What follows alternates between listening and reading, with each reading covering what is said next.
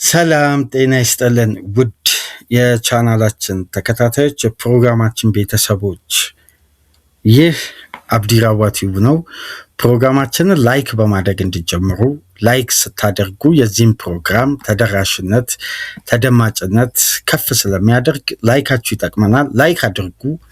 አዲስ ከሆናችሁ ቻናላችንን ዛሬ ለከፈታችሁ፣ ዛሬ ማድመጥ ለጀመራችሁ ሰብስክራይብ በማድረግ የደወል ምልክቷን ተጭናችሁ ቤተሰብ እንድትሆኑ፣ ይህንን ፕሮግራም ከሀገር ውጭ የምታደምጡ የቻናላችን ተከታታዮች ድጋፋችሁም በሱፐር ስቲከር፣ ሱፐር ቻት፣ ሱፐር ታንክስ ለቻናላችን እንድታበረክቱ በአክብሮት እየጋበዝን የመጀመሪያ ክፍል የዕለተ ቅዳሜ ፕሮግራማችን ትኩረት የሚያደርገው በ37ኛ ሳምንት የእንግሊዝ ፕሪሚየር ሊግ የመጀመሪያ ጨዋታ ትናንት ምሽት በቪላ ፓርክ የተደረገው የአስቶን ቪላ እና የሊቨርፑል ጨዋታ በቪላ 4-2 አሸናፊነት ሲጠናቀቅ አስቶን ቪላ የ2026/27 የዩኤፋ ሻምፒዮንስ ሊግ ትኬቱን በይፋ በደጋፊውና በሜዳው የቆረጠበት አስደናቂ ድል ያስመዘገቡበት ምሽት ሆኗል። በተቃራኒው የአርነ ስሎት ሊቨርፑል ቀጣይ ሳምንት ቀሪውን አንድ ጨዋታ ብሬንፎርድን የግድ ማሸነፍ የሚኖርባቸው ቅድመ ሁኔታ ውስጥ የገቡበት ሌላኛው አጣብቂኝ ሳምንት የተፈጠረበት ከባድ ሁኔታ አሰልጣኙን የበለጠ በሊቨርፑል ቤት ስለቆይታቸው ትናንት በነበረን ፕሮግራም በስፋት ስናነሳ ነበር። ይህንን ቆይታ ቢያንስ ሊያረጋግጡ ማረጋገጫ የሚሰጡበት ፍንጭ ምልክቶችን ያሳዩበታል ተብሎ የተጠበቀው የቪላ ፓርኩ ፍልሚያ ሊቨርፑል ሲዝኑ ሙሉ ስናነሳ በነበረው ችግሮች ውስጥ ሆኖ እነዛ ችግሮች በበለጠ የተጋለጡበት ተመሳሳይና አንድ አይነት የሊቨርፑል ሲዝንን አብዛኛውን ጨዋታዎች ላይ በተመለከት ነው። ከቲሙ ስታንዳርድ ቲሙ ካለበት ደረጃ የተጠናቀቀው የውድድር ዓመት የሊጉ ሻምፒዮን እንደሆነ አንድ ቡድን ያልተለመደ ወይም በሊቨርፑል እግር ኳስ ታሪክ ውስጥ ያልተጻፉ በጣም አሳዛኝና የሚያስከፉ ሪካርዶች እየተመዘገቡ አሰልጣኙን ለማቆየት የክለቡ የበላይ ጠባቂዎች ውሳኔ አስተላልፈዋል የሚሉ ዘገባዎች ቢበዙም ግን አሁን ላይ በእንደነዚህ አይነት ብቃት ሊቨርፑል ምን ያክል ርቀት ከአርነ ስሎት ጋር ይጓዛል የሚለው ጉዳይ የበለጠ ለክለቡ ለተጫዋቾቹም ክለቡ ባስመዘገበው ታሪካዊ ጉዞ በጣም አስቸጋሪና አስከፊ ወቅቶች ከፊት ለፊት እንደመጡ የሚያሳዩ ናቸው። እንግዲህ በቀጣይ ሳምንት የማያሸንፉ ከሆነ አልፎም ደካማ ሲዝን ማሳለፋቸው ሳያንስ አሰልጣኙ የዩኤፋ ሻምፒዮንስ ሊግን ቦታ ሊቨርፑል እንዲያጣ ሊገደድም ይችላል እና አሁን ያለው ሁኔታ በሊቨርፑል ዙሪያ ምንም አይነት ጤናማ ሁኔታ እየተስተዋለ አይደለም። የበለጠ ደግሞ የተጫዋቾች ፍላጎት ማጣት፣ የሊቨርፑል ካራክተር መጉደል፣ በአይደንቲቲ ደረጃ ፋይት የማድረግ ኳሊቲ እየወረደ መምጣቱ የበለጠ የቡድኑን ሁኔታ ለከፍተኛ ስጋት የሚጥል ነውና አሰልጣኙ እንግዲህ በእንዲህ አይነት ነባራዊ ሁኔታ ምን ያክል ርቀት ይጓዛሉ የሚለው ከወዲሁ ጥያቄ ውስጥ ገብቷል። ምናልባት ለሊቨርፑል ኃላፊዎች የትናንት ምሽቱ ሽንፈት የበለጠ የማንቂያ ደወል ከሆነ የትናንት ምሽቱ ከበቂ በላይ ማረጋገጫ ይሆናል ተብሎ ይጠበቃል። ነገር ግን የበለጠ ለሊቨርፑል ደጋፊዎች አስከፊው መረጃ ደግሞ ክለቡን እንዲይዝላቸው አንድ ስቴፕ ፈቀቅ እንዲያደርግ አሁን ከገቡበት ትርምስ ለማውጣት ሁነኛ ሰው ነው ተብሎ በደጋፊዎች ዘንድ የሚታመነው የቀድሞ ተጫዋቻቸው ሌጀንዳቸው ዛቪ አሎንሶ ነው። ነገር ግን ትናንት ምሽት በወጡ መረጃዎች ከሆነ ከኤፍኤ ካፕ ዛሬ 11 ሰዓት ከሚደረገው የፍጻሜ ጨዋታ በኋላ በቀጣይ ቀናት በቼልሲና በዛቪ አሎንሶ መካከል ስምምነት እንደሚፈጸም እና አሁን ቼልሲ የዛቪ አሎንሶን የስራ ቅጥር ለመፈጸም ከየትኛውም ጊዜ በላይ መቃረቡን ኦፊሻሊ በትላልቅ የታመኑ ዘጋቢዎች እየወጣ ነው የሚገኘው እና አሁን የሊቨርፑል ጉዞ ወዴት ነው የሚለው የበለጠ በትልቅ ጥያቄ ውስጥ የተቀመጠ ነው። ከአሰልጣኝ አርነ ስሎት ጋር ምን ያክል ርቀት ሊቨርፑል ካሁን በኋላ በቀጣይ ሲዝን ከዚህ በተሻለ ሁኔታ አሰልጣኙ ምን ሊቀይሩ ይችላሉ የሚለው ጉዳይ አሳሳቢነቱ ገደሉ እያንዳንዱ ጉዳይ የበለጠ ከአቅም በላይ ውስብስብ በሆኑ ጉዳዮች ላይ የተመሰረተ እንደሆነ ከወዲሁ እየተመለከትን ነው እና የሊቨርፑል ቀጣይ ዕጣ ፈንታ ከዚህ አሰልጣኝ ጋር ምን ሊመስል ይችላል? በጣም በጣም ከባድ ወቅት ለክለቡ እየመጣ እንደሆነ ምልክቶች የበለጠ አሁን መታየት ጀምሯል። ይሄ ሲዝን ብቻ አይደለም፣ ቀጣይ ጊዜያት የበለጠ አስከፊ ሊሆን እንደሚችል የአብዛኛው የእግር ኳስ ቤተሰብ የክለቡ ደጋፊዎችም ትናንት በነበረንም አንዳንድ መወያያ ነጥቦችን አንስተን ያለውን ወቅታዊ መረጃ ባደረስንባቸው ፕሮግራሞች ላይ የሚሰጡ ኮሜንቶችን መመልከት ችለናል እና አሁን የሊቨርፑል አሰልጣኝ ሆኖም የመቀጠላቸው ጉዳይ እድሉ ሰፊ መሆኑን ተከትሎ አሁን ላይ ፕላን እየተደረገ የሚገኘው በክለብ ውስጥ የታየው የዘንድሮ የውድድር ዓመት ክፍተት በቀጣይ ሳመር ተጠናክሮ ለአሰልጣኙ ጊዜ ለመስጠት መታሰቡን ነው እንግዲህ ከመርሲሳይድ የሚወጡ ዘገባዎች የሚያሳዩት። በእንደነዚህ አይነት ሁኔታ ውስጥ ግን ከዚህ አሰልጣኝ ጋር መቀጠል ምን ያክል ከባድ እንደሆነ ወደ ሲዝኑ ማብቂያ አካባቢ ሊቨርፑልን የበለጠ ከአደጋ አውጥተው ቢያንስ የዩኤፋ ቻምፒየንስ ሊግን ቦታ ይዘው የማጠናቀቅ ህልሙን ማሳካት የሚችሉበት በርካታ እድሎች ተፈጥሮ ግን እድሉንም እየተጠቀመ አይደለም። አሁን አሳሳቢነቱ ከጊዜ ወደ ጊዜ ከፍ እያለ የበለጠ ቀጣይ ጊዜያት ምን ያክል አስከፊ ሊሆኑ እንደሚችሉ የምናነሳቸው ተጨማሪ ነጥቦች አሉ። ለማንኛውም 4-2 ሊቨርፑል በቪላ ተሸንፎ ኡናይ ኤመሪ ወደ ቻምፒየንስ ሊግ ስሎት የመጨረሻ ጨዋታ የማሸነፍ አስገዳጅ ቅድመ ሁኔታ ውስጥ ገብተዋል። ጨዋታው እንዴት ተመለከታችሁት? በሞርጋን ሮጀርስ ግብ የተከፈተው ጨዋታ ዋትኪንስ 2 ግብ፣ ማጊን አስደናቂ የመጨረሻ የቪላን ጎል ያስቆጠረበት፣ ቫንዳይክ 2 ግቦችን ከቆመ ኳስ አስቆጥሮ ሊቨርፑል ከሽንፈት ያላዳነ ነገር ግን ፍጹም ለሊቨርፑል አሳሳቢ የነበረው የጨዋታ ክፍለ ጊዜ በሽንፈት ተደምድሟል። አርነ ስሎት በአሰልጣኝነት ዘመናቸው በሊቨርፑል ቤት ለመጀመሪያ ጊዜ በፕሪሚየር ሊግ 4 ግብ ሲያስተናግዱ ይሄ ጤናማ ውጤት አይደለም የተመዘገበው። በክለቡ ታሪክ አንዳንድ እየተመዘገቡ ያሉ ቁጥሮች የበለጠ የክለቡን ክፍተት፣ ወቅታዊ ሁኔታ፣ አሳሳቢነት እያጎላ መጥቶ አሁን የበለጠ ውስብስብ ወደሆነ ችግሮች ውስጥ ሊቨርፑል እየተጓዘ እንደሆነ ነው የሚገለጸው። ነገር ግን እንግዲህ አሰልጣኙ ይሄን ቡድን የማቃናት ትልቅ አቅም አላቸው ተብሎ አሁንም በክለቡ ኃላፊዎች መታመናቸው እንግዲህ አሁንም ድረስ ግራም ያጋባ ነው እና የአሰልጣኙን ቆይታ አሁን ላይ የበለጠ በቀጣይ ሳመር ድጋሚ ሪቪው የሚደረግ ከሆነ ውሳኔ ለውጦች ይኖራሉ ተብሎ ይጠበቃል እንጂ ይህን ፕሮግራም ወደ እናንተ እስከምናሰናዳበት ድረስ ባሉ ሁኔታዎች ከሆነ ከአሰልጣኙ ጋር ለመቀጠልና ቀጣይ የዝውውር መስኮት የበለጠ የክለቡን ክፍተት ለማደስና ጥገናዊ ለውጥ ለማድረግ ጥሩ ሁኔታ ይፈጥራል ተብሎ ታምኖበታል። ከዛም በኋላ እንግዲህ ጉዳዮች ይቀየራሉ ተብሎ እየተጠበቁ የሚገኙት ነገር ግን አሁን የቻምፒየንስ ሊግን ቦታ ይዞ ማጠናቀቅ አስገዳጅ የማሸነፍ ቅድመ ሁኔታ ውስጥ ቀጣይ ሳምንት ሊቨርፑል ብሬንፎርድን የማሸነፍ ትልቅ ኃላፊነት ይዞ ነው ወደ ሜዳ የሚገቡት። በዚህ ሜንታሊቲ፣ በዚህ ፍላጎት ማጣት፣ በዚህ ሁሉ ተቃውሞና ትችት አሁን በሊቨርፑል ደጋፊዎች ዘንድ እስከ ትናንት ምሽቱ ጨዋታ ድረስ 2 አይነት መልክ ነበረው። አብዛኛው ደጋፊ የመልቀቁን ጉዳይ የአርነ ስሎትን ይስማማሉ። የተወሰኑ ደጋፊዎች ግን ጊዜ ቢሰጣቸው የሚል አንዳንድ ሀሳቦች አሉ። አሁን ግን ሁሉም ደጋፊ ማለት ይቻላል በአሰልጣኙ ላይ ያላቸው እምነት 100% መነሳቱን የሚገለጸውና ካሁን በኋላ ያሉ ጉዳዮች በአጠቃላይ ከባድና አስፈሪ እንደሚሆኑ ነው እየታየ የሚገኘው። ጨዋታው እንዴት ተመለከታችሁት? ከረፍት በፊት በነበረው እንቅስቃሴ የመጀመሪያ 10 ደቂቃ ሊቨርፑል በተወሰነ መልኩ የመደናገጥ ስትራክቸሩን አለመጠበቅ ክፍተቶች ይስተዋሉ ነበር። ነገር ግን በፍጥነት አሬንጅ በማድረግ እስከ ሞርጋን ሮጀርስ ግብ ድረስ በነበረው የጨዋታ እንቅስቃሴ ቢያንስ ጌሙን ኮንትሮል ለማድረግ በመጀመሪያ 10 ደቂቃ ከተፈጠረባቸው ጫና ለመውጣት ብዙም አልከበዳቸውም። በነዛ ደቂቃዎች ግብ አለማስተናገዳቸው ቢያንስ በእርጋታ ወደ ጨዋታው ለመምጣት ረድቷቸዋል። በዚህ ላይ ደግሞ የቪላ ተጫዋቾች ካርድ ተመልክተው ነበር።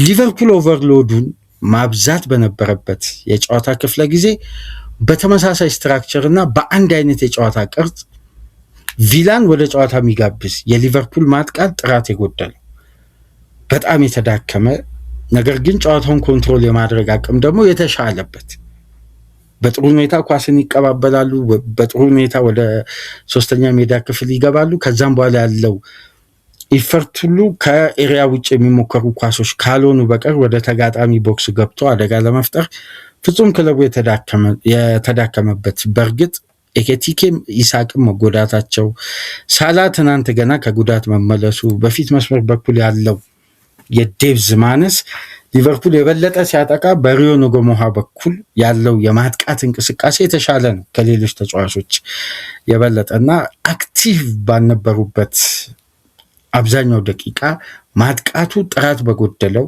የመጀመሪያ 45 በጥሩ ሂደት ወደ ፋይናል ሰርድ ከተገባ በኋላ እንግዲህ በጋክፖ ጥረት ሊቨርፑል ግብ ሊያስቆጠር አይችልም። ጋክፖም ተመሳሳይ ተጫዋች መሆኑን በዘንድሮ ሲዝን በተለይ ሁለተኛ ዙር የበለጠ የተዳከመ ተጫዋች በሊቨርፑል ስብስብ ውስጥ እንደ ኮርሊ ጋክፖ ቢያንስ የግል ጥረቱ የማይስተዋል ተጫዋች ሆኖ አሁንም እንደቀጠለ ነው። በመጨረሻም እንግዲህ 42ኛ ደቂቃ ላይ ሞርጋን ሮጀርስ አስደናቂ ግብ አስቆጠረ። አሁን የመጀመሪያ ነጥብ ከሮጀርስ ግብ እንጀምር። የሮጀርስ ግብ ሲቆጠር በዘንድሮ ሊቨርፑል ላይ ይሄ ስንተኛ ግብ ማለት በእንዲህ መልኩ ሊቨርፑል ላይ ከዴድ ቦል ከሴት ፒስ ሲቆጠር 19ኛ ግብ ነው። ከዴድ ቦል በሚቆጠሩ ኳሶች ሊቨርፑል በዘንድሮ የውድድር ዓመት ማግኘት ካለበት በደንብ አድማጮች እዚህ ጋር ተመልከቱ። ሊቨርፑል ማግኘት ካለበት 19 ነጥብ ውስጥ ማሳካት የቻለው 3 ነው ከዴድ ቦል ምክንያት በተቆጠረበት ግብ። ይሄ አንደኛው የቡድን ኦርጋናይዜሽን ሲዝኑን ሙሉ የሚነሳበት ጥያቄ ነው። ከማንቸስተር ዩናይትድ የኖቬምበር ሽንፈት እስከ ትናንት የቪላ ሽንፈት ሊቨርፑል የሚቆጠረው ግብ አንድ አይነት ነው። ስለዚህ የክለቡ መሰረታዊ ስትራክቸራል ችግር ሲዝኑ ሙሉ አልተቀረፈም። ታዲያ የኛ አሰልጣኝ የስልጠና ሂደት ምኑ ላይ ነው የሚለው ጥያቄ የሚጀምረው በትናንትናው ጨዋታ ለተመለከተ ሞርጋን ሮጀርስ ሲያስቆጠር ያንን ኳስ ብሎክ የማድረግ ትልቁ ኃላፊነት የኮርሊ ጋክፖ ነው። ጋክፖ ያለበትን ፖዚሽን ተመልከቱ።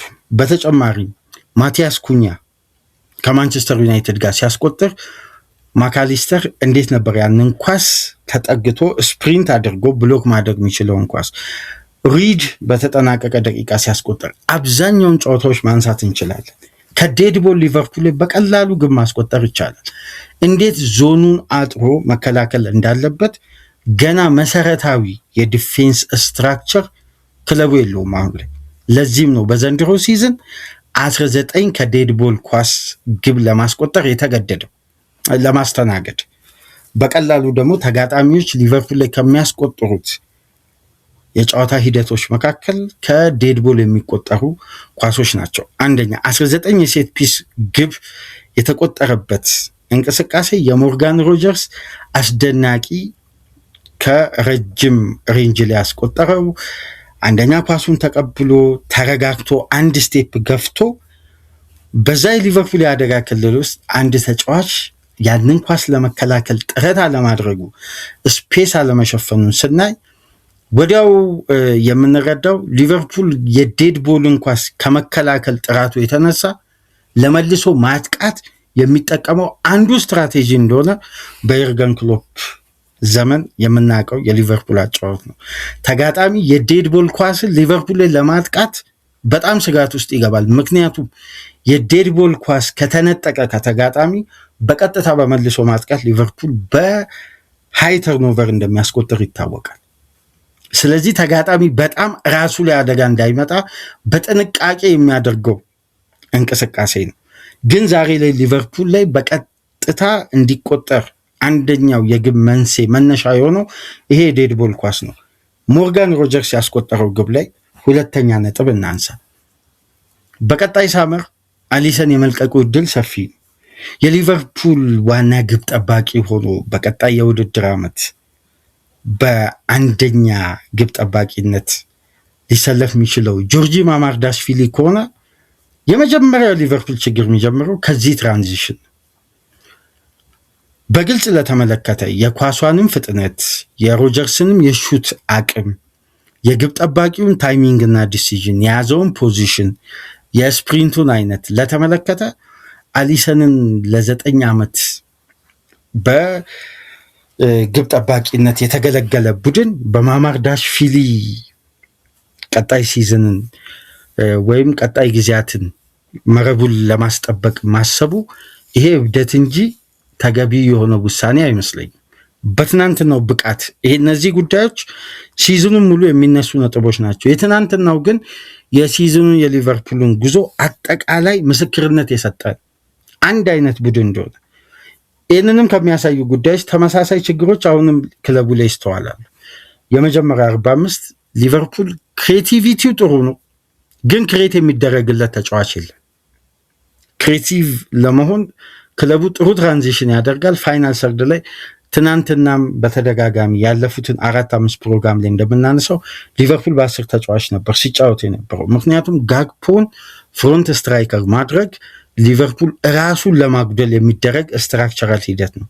በየትኛውም የጨዋታ እንቅስቃሴ በመከላከሉም በማጥቃቱም አንድ ተጫዋች ተሳትፎ ካላደረገ ያ ቡድን ጎዶሎ ነው ማለት ነው የእንቅስቃሴው አይነት። ምክንያቱም የኦፖዚሽን ሃፍን ቢያንስ ፕረስ በማድረግ ዞን ላይ ጥሩ ስፔሶችን እንዳይጠቀሙ በመከልከል አካላዊ ምላሾችን በመስጠት የተጋጣሚን የመከላከል ስትራክቸር ዲስጆይንት ለማድረግ ምንም አይነት ተጽዕኖ ሲፈጥር አልተመለከትንም።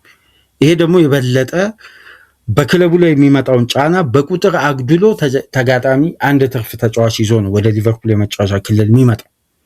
ስለዚህ አደጋዎች ሁሉ ከመጀመሪያ ፌዝ አንስቶ ክፍት ነበሩ። የመጀመሪያ 45 ላይ የተመለከትነው ትልቁ ክፍተት ይሄ ነው።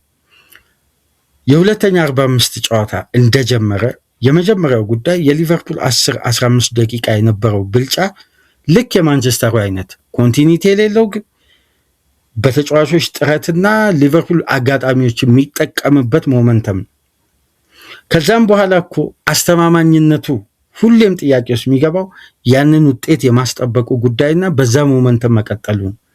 የማይቀጥለውም ውጤቱን የማያስጠብቀውም የሊቨርፑል መሰረታዊ የስትራክቸር ችግር ስላለ ነው። ሰቦዝ ላይ ክሮስ ያደረገውን ቫንዳይክ አስቆጠረ። 1-1 ሆነ ጨዋታው። የዶሚኒክ ሰቦዝ ላይ እንግዲህ የመጨረሻ ሰው ሆኖ በአደጋ ክልል ውስጥ ሆኖ ኳስን ተቀብሎ የተንሸራተተበት እና ኳሷ አመለጠችው። ለዋትኪንስ ፓስ ተደርጎ ያ ኳስ በተመሳሳይ አሁን የሰቦዝ ላይ መሳሳት ትልቁን ድርሻ ወሰደ እንጂ ያም ኳስ በተመሳሳይ እውነት ለተመለከተ የአሊሰንን ኳሊቲ ለሚያውቅ የእግር ኳስ ቤተሰብ ያ ግብ ይቆጠራል ተብሎ አብዛኛው የእግር ኳስ ቤተሰብ ያ የዋትኪንስ ኳስ በዚህ መልኩ በቀላሉ የተቆጠረ ኳስ ነው። ኃይል የለውም። ታርጌቱን ያገኘው ግብ ጠባቂው ባሰፋበት አንግል ነው፣ ፖዚሽን አጠባበቁ። ስለዚህ አብዛኛው መመዘኛዎች ስናይ አሁን ኳሊቲዎችን ጭምር የማጣት ነው፣ ጨዋታ ላይ ያለውን ጥራት። አሁን ሊቨርፑል እኮ ያጎለበተው የተጫዋቾችን ኳሊቲ ብቻ አይደለም፣ የጨዋታ ጥራትን ነው ከፍ ያደረገው። ጥቃቅን ስህተቶችን ስለሚጠነቀቅ ነው በቀላሉ ግብ ያስተናግደው። ዛሬ ላይ ግን አንድ መካከለኛ ቡድን ሊኖረው የሚገባውን ስትራክቸር ጭምር ያልያዘ ቡድን። ምክንያቱም የሰቦዝ ላይ መሳሳት ብቻ ሳይሆን እዛ ጋር የተሞከረችው ኳስ ወደ ግብ ስትቀየር የዋትኪንስን ፖዚሽን እና የግብ ጠባቂውን ፖዚሽን አንግሉን እስቲ የሪፕሌውን ሁለተኛውን ሪፕሌይ ተመልከቱ። ከጎሉ ጀርባ ያለውን ምስል ግብ ጠባቂ ወደዚህኛው ወደ ግራው እግሩ ሳይድ ያደላ አጥብቦ ነው ይቆሙ። እንደነዚህ አይነት ኳሶች በአብዛኛው ግብ ጠባቂዎች ከቨር የሚያደርጉት ወደ ዳር ወደ ጠርዙ የወጣ ኳስን ሲሞከር ነው። ይሄ ወደ መሀል ያለ ኳስ ነው። ፖዚሽን አጠባበቁ በመጀመሪያ የሞርጋን ሮጀርስ ግብ ላይም በዋትኪንስም ላይ የማማርዳሽቪሊ ጤናማ አይደለም። ሊቨርፑል 2-1 ሆነ። ከእዛሽ ግብ መቆጠር ቀደም ብሎ 77 ሰከንድ በፊት ነበር ሪዮ ኖጎሞሃ በግል ጥረቱ የግቡን አግዳሚ የመለሰው ኳስ ፕሮሰስ ተደርጎ ሊቨርፑል ላይ ተቆጠረው በሰቦዝ ላይ ስህተት። ሶስተኛው ግብ ሲቆጠር ከመጀመሪያው ግብ የተለየ ምንም አይነት አጋጣሚ አልነበረውም። እንደውም አንድ ጉዳይ የበለጠ ክሊር ያደረገው የማካሊስተር ነርቪ መሆን፣ ይሄ ራሱን የመቆጣጠር ጌም ኮንሰንትሬሽኑን ማጣት፣ ከኤዝሪ ኮንሳ ጋር የገባው አለመግባባት የበለጠ የጨዋታውን ትኩረት ነጥሎት ሊቨርፑል የመከላከሉን ኦርደር አጥቶ አሁንም በተመሳሳይ ከዴድቦል ግብ አስተናገደ። የ38 ቡድኖች የፕሪሚየር ሊግ ውድድር ከጀመረበት ጊዜ አንስቶ ወይም ከ1918 አንስቶ ባለው የውድድር ዓመት በአንድ የውድድር ዓመት ሊቨርፑል እንደ ቡድን 20 የቆመ ኳስ በቀጥታ የተደረገ የማጥቃት እንቅስቃሴ የዴድቦል ኳሶች ተቆጥረውበት አያውቁም። ይሄ በታሪክ በክለቡ እንግዲህ ከ1918 በኋላ ነው የተቆጠረው ነው የሚባለው 20 ኳስ ከቆመ ኳስ በተደረገ የማጥቃት እንቅስቃሴ። ይሄ በጣም የሚያሳፍር የመከላከል ስትራክቸር ነው። ያቺ ኳስ የተቆጠረችበትን መንገድ ደግሞ ላስተዋለ ኮግሊ ጋክፖ ከአንድም 2 ኳስ በተመሳሳይ ፖዚሽን ላይ አግኝቷል። ግን የሊቨርፑል ተከላካዮች ምን ያክል ስትራክቸራሊ ኦርጋናይዝድ እንዳልሆኑ የምታውቁት ጋክፖን 2 ጊዜ ኦፍሳይድ ትራክ ውስጥ ቪላዎች ማስገባቸዋል። ሊቨርፑል ግን ቪላ በዛ ስትራክቸር ሊቨርፑልን ኦፍሳይድ ትራክ ውስጥ ማስገባት ሲችል፣ ሊቨርፑል በተቃራኒው ግን አንድ የተሞከረቿን ተመሳሳይነት ያለውን የጨዋታ እንቅስቃሴ መከላከል አልቻለም። በቀላሉ ግቡን አስተናገደ። አድቫንቴጁን ድጋሚ በጨዋታ ያገኘው ቡድን እንዴት በቀላሉ አድቫንቴጅን እንደሚያጣ በዚህ ሳምንት ከቼልሲ፣ ከማንቸስተር ዩናይትድ፣ ትናንት ደግሞ ከቪላ ጋር በተመሳሳይ ተመለከትን።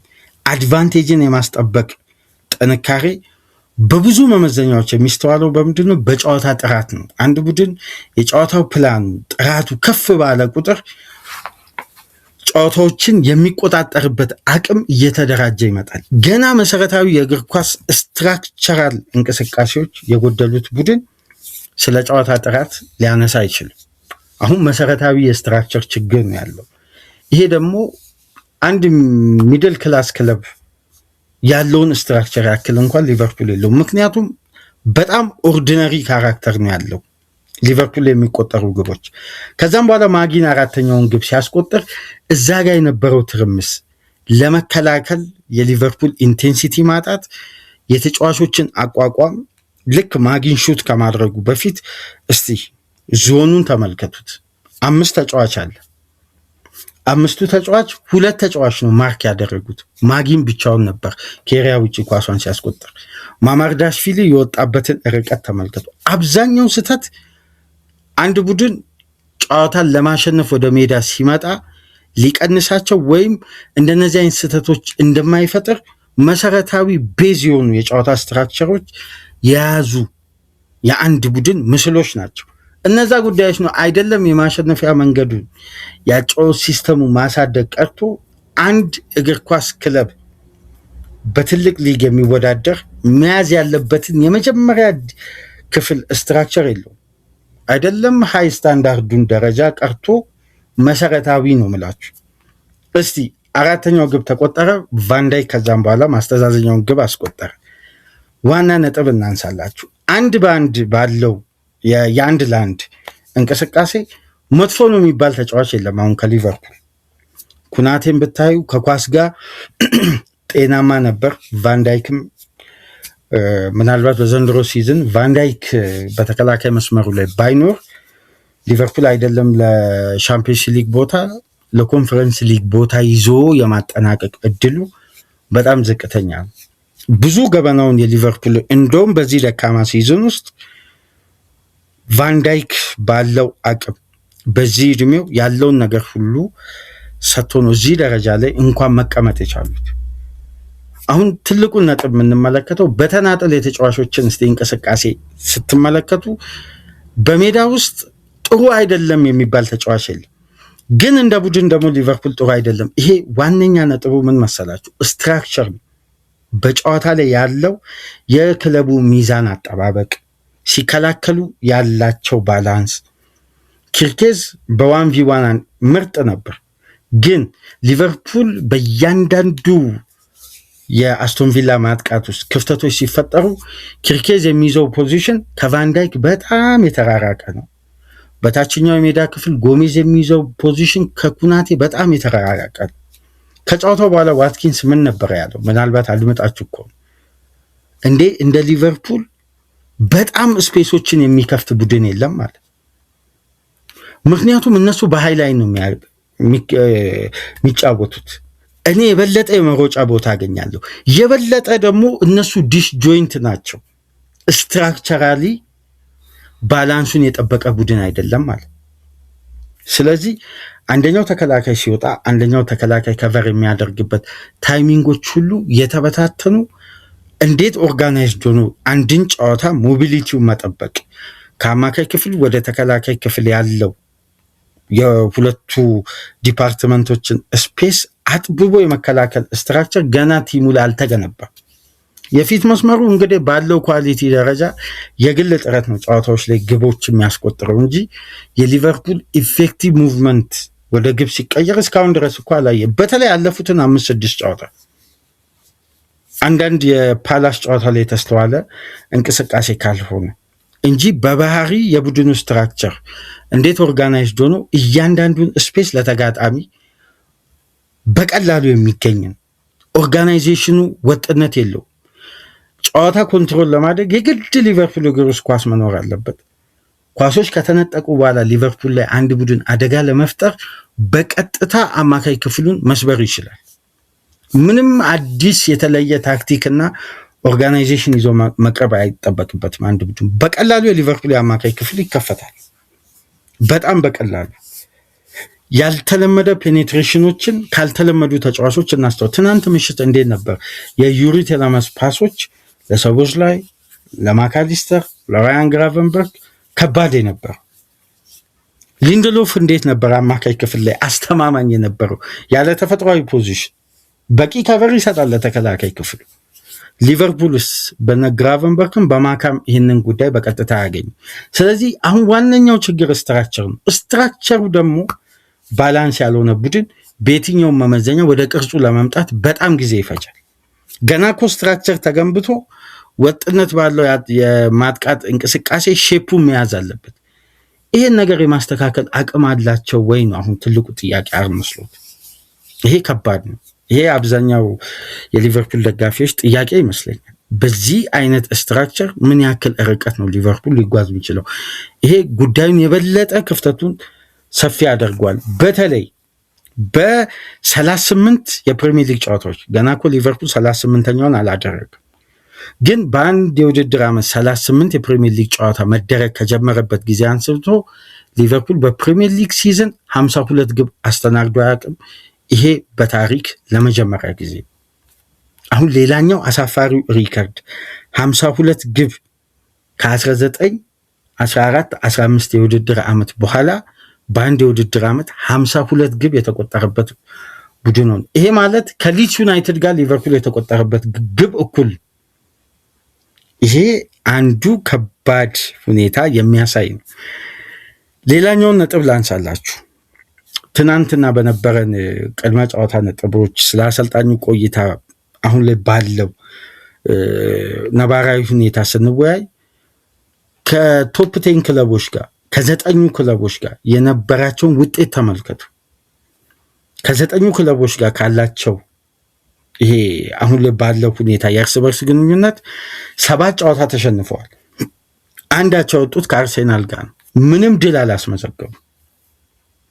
ይሄ ምን አይነት ያለፉትን 9 ጨዋታ አዌ ማች ከቶፕ 10 ክለቦች ጋር ከ9 በ7ቱ ተሸንፈዋል። ከአርሴናል ጋር ተጫውተዋል። አንዱ ቡድን ብሬንፎርድ ነው ቀጣይ ሳምንት አንፊልድ ላይ የሚመጣው ከ9 ተጋጣሚ። ይሄ ማለት ከ9 ክለቦች ከ8ቱ ጋር ሲገናኙ 7ቱን ጨዋታ ተሸንፈዋል ከሜዳቸው ውጭ። በማንቸስተር ዩናይትድ፣ በቼልሲ፣ በማንቸስተር ሲቲ፣ ፉልሃም፣ በርካታ ክለቦች ብራይተን። ይሄ በጣም አሳሳቢ የአርነ ስሎት የአሰልጣኝነት ዘመን ነው። የበለጠ ደግሞ በአንድ የውድድር ዓመት ሊቨርፑል 20 ጨዋታዎችን ሲሸነፍ ይሄ ለመጀመሪያ ጊዜ ነው። የመጨረሻ ትልቁ መጥፎ ሲዝን የተባለው በራፋኤል ቤኒቴዝ ጊዜ በአንድ የውድድር ዓመት በሁሉም ውድድሮች 19 ጨዋታ የተሸነፉበት ነው። ዘንድሮ 20 ጨዋታ በአርነ ስሎት የአሰልጣኝነት ዘመን ሊቨርፑሎች ሽንፈት አስተናግደዋል። በዘንድሮ ሲዝን 52 ግብ በፕሪሚየር ሊግ በሁሉም ውድድሮች 77 ግብ ሊቨርፑል ላይ ተቆጥሯል። 77 ግብ። ይሄ በክለቡ የምስረታ ታሪክ ውስጥ እንደዚህ አይነት ደካማ የግብ ሪከርድ ተመዝግቦ አያውቅም። ይሄ በጣም አሳፋሪ ሪከርድ ነው። እንዲሁም 20ና ከዛ በላይ የሴት ፒስ ኳሶች የተቆጠሩበት የውድድር ዓመት ከ2015-16 የውድድር ዓመት በኋላ ሊቨርፑል ዝቅተኛ ነጥብ ላይ የተቀመጠበት በ37ኛ ሳምንት 59 ነጥብ ላይ በፕሪሚየር ሊጉ ከ2011-12 በኋላ 12 ሽንፈቶችን በአንድ የውድድር ዓመት ያስተናገዱበት በፕሪሚየር ሊጉ ታሪክ በክለቡ ረጅም ዓመት ውስጥ 52 ግብ የተቆጠረበት እነዚህ ሁሉ ጉዳዮች ሲስተዋሉ የዚህ ክለብ አሳፋሪ ሁኔታ ከጊዜ ወደ ጊዜ እየሰፋ እየጎላ በ40 ዓመት ታሪክ ውስጥ በ50 ዓመት ታሪክ ውስጥ የሚባሉ ሪከርዶች ከክለቡ ጋር ተያይዞ መነሳታቸው የማይቀሩ ናቸው። በቀጣይ መሰረታዊ የእግር ኳስ ስትራክቸር በሌለው አይደንቲቲ ውስጥ የበለጠ ደግሞ ክፍተቶችን የሚያጋልጡ ተጨባጭ የሆኑ የሜዳ ውስጥ እንቅስቃሴዎች በበዙ ቁጥር የክለቡ የከፍታ ዘመን ይሄ 10 ያለፉት ዓመታት ለሊቨርፑል ደጋፊዎች ልብ የሚያሞቅ ነበር። በክለባቸው ላይ ያላቸው እምነት፣ የነበረው ስፕሪት፣ የማሸነፊያ መንገዱ በርካታ የሆነ እና ሁሌም በዊኒንግ ሜንታሊቲው የሚታወቅ ቡድን አሁን ኦርዲነሪ ቡድን ሆኖ ያንን ግንባታ እንግዲህ በዘንድሮ የውድድር ዓመት ለ10 ዓመት የተገነባውን አይደንቲቲ በአንድ የውድድር ዓመት ፍጹም አሳፋሪ በሆነ መልኩ እየፈረሰ ያለ ነው የሚመስለው። አሰልጣኙ ከጨዋታ ጨዋታ ፕሮግረስ የሚያደርግ የሚሻሻል የሚያድግ የጨዋታ ሪትም የላቸውም። የተሻሻለ ጌም ፕላን የላቸውም። ከቶፕ 6 ከቶፕ 10 ክለቦች ጋር ያለው የሊቨርፑል ሪከርድ ባለፉት 10 ዓመት ውስጥ እኮ ከሲቲ ጋር እኩል ነው። እንደውም ይበልጣል ከማንቸስተር ሲቲ የእርስ በርስ ግንኙነቶች። በጣም የሚያስገርመው ጉዳይ ከነዚህ ቶፕ 10 ክለቦች ጋር ያለው የጎል ዲፍረንስ አሁን 12 ሆነ። በነበረው የእርስ በርስ ግንኙነት ማለት ነው። በርካታ ሽንፈቶች መስተናገዳቸውን ተከትሎ ይሄ የውድድር ዓመት ለአርነ ስሎት እና ለሊቨርፑል የኪሳራ ዓመት ነው። ወጥነት የጎደለው አስተማማኝነት የሌለው ለቡድኑ አንድ ዋስትና መስጠት የማይችል የተዝረከረከ የውድድር ዓመት ሆኖ በተመሳሳይ ወቅት ሁሌም ተመሳሳይ ጉዳዮችን ማንሳት ለአሰልጣኙ ጥሩ ሰበብ ሆኗል። 9 ተጫዋች ይላሉ፣ 10 ተጫዋች፣ 8 ተጫዋች በጉዳት እንደማጣት ከባድ ነገር ከጨዋታ ጨዋታ ሊያጡ ይችላሉ። ግን ባሉት ተጫዋቾች ክለቡ ያሳየው የጨዋታ ስታይል ነው አሁን መደምደሚያም ተጨባጭም ሊሆን የሚችለው። ምንም አይነት የጨዋታ ስታይል እድገት በክለቡ ሳይታይ በርካታ ተጫዋቾች መጎዳታቸውን ሁሌም ለማስተባበያነት ማቅረብ ተገቢ ነው ብዬ በግሌ አላስብም እና ለአርነ ስሎት ቀጣይ ጊዜያት ምን ያክል ይህን ቡድን አሻሽለው ይዘው ይመጣሉ የሚለው ጉዳይ የበለጠ በጣም አሳሳቢ ነው። አንዳንድ ጉዳዮችን እስቲ በመጨረሻም ከምሽቱ ጨዋታ ጋር ተያይዞ መነሳት ካለባቸው ቀጣይ ጊዜያት ምን ያክል አሳሳቢና ውስብስብ እንደሚሆኑ የመጀመሪያው ጉዳይ የግብ ጠባቂ ነው። አሁን ማማርዳሽቪሊ በአሊሰን ደረጃ ይሄ ለማሰብም ይከብዳል። የዘንድሮ በአጋጣሚ ሆኖ አሊሰን 2-3 ጊዜ በጉዳት ምክንያት ከሜዳ መራቁን ተከትሎ አጋጣሚውን አግኝቷል። ማማርዳሽቪሊ ግን ለሊቨርፑል ደጋፊዎች አሁን አስተማማኝነት ለመስጠት በጣም ሩቅ ነው። በተለይ አጋጣሚዎች ደግሞ የተመቻቹት ይሄ ግብ ጠባቂ በርካታ ትላልቅ ጨዋታዎች ለምሳሌ አዌ ከቼልሲ ጋር አዌ ከማንቸስተር ሲቲ ጋር በሁለቱም በፕሪሚየር ሊግም በኤፍኤ ካፕም የመሰለፍ እድል ነበረው። ከማንቸስተር ዩናይትድ ጋር ውድበርን ነበር። የሊቨርፑል የግብ ጠባቂ ኳሊቲ ራሱ ገና ጥያቄዎች የሚገባ ነው። የበለጠ ትልቁ ጥያቄ ደግሞ ትላልቅ ሊደር የክለቡ ተጫዋቾች ቀጣይ ሳመር መልቀቃቸው ነው። ሳላ፣ ሮበርትሰን፣ አሊሰንም የመልቀቁ እድል ሰፊ ነው። ማካሊስተር ኮንትራት አልቀረበለትም። ኮርቲስ ጆንስ የመልቀቅ ቻንሱ ከፍተኛ ነው። ስለዚህ ክለቡ ስትራክቸራሊ ኦርጋናይዝድ ሳይሆን የበለጠ የቲም ሊደር ተጫዋቾችን ያጣል። ታዲያ ቀጣይ ጊዜያት ምን አይነት አስከፊ የሊቨርፑል ሲዝን ከፊት ለፊት እየመጣ እንደሆነ እነዚህ ጉዳዮች የበለጠ ጥቆማ የሚሰጡ ይመስለኛል። ምናልባት በአሰልጣኝ ለውጥ ከሚስተካከሉ ትላልቅ ነጥቦች መካከል የሊቨርፑል አይደንቲቲ ቢያንስ በካራክተር ደረጃ ሌላኛው አሰልጣኝ ምን ሊያላብስ እንደሚችል መገመት ይቻላል።